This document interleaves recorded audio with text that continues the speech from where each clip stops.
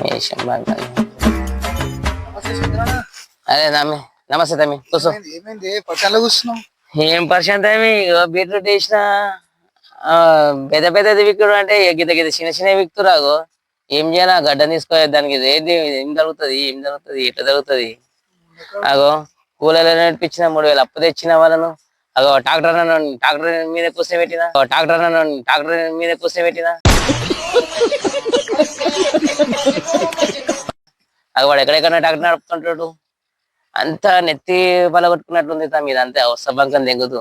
నువ్వు ఉండకండి, మంచిగా కిరాణా షాప్ చూసుకోక ఇవన్నీ పంచాలి ఎందుకే? ఆమె చూడదు ఎట్లా చూడతాం మేకు, అక్కడ చూడతాం మేకు. ఆమె అక్కడ కొనకు, ఏమి ఇక్కడ కొనకు, వీడేమి ఇక్కడ, ఏం అర్థమైతే లేదు. నాకు ఎగురెగురు పడ్డట్టు ఎగురెగురు పడతావు, ఉన్నవే గింత అంతా. నాకు ఎగురెగురు పడ్డట్టు ఎగురెగురు పడతావు, ఉన్నవే గింత అంతా.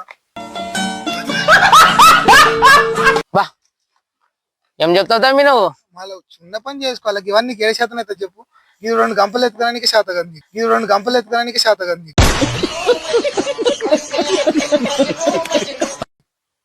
మళ్ళీ పెద్ద పెద్ద మాటలు మాట్లాడుతావు. అట్లా కాదే శేఖర్ అన్న, మనం మంచిగా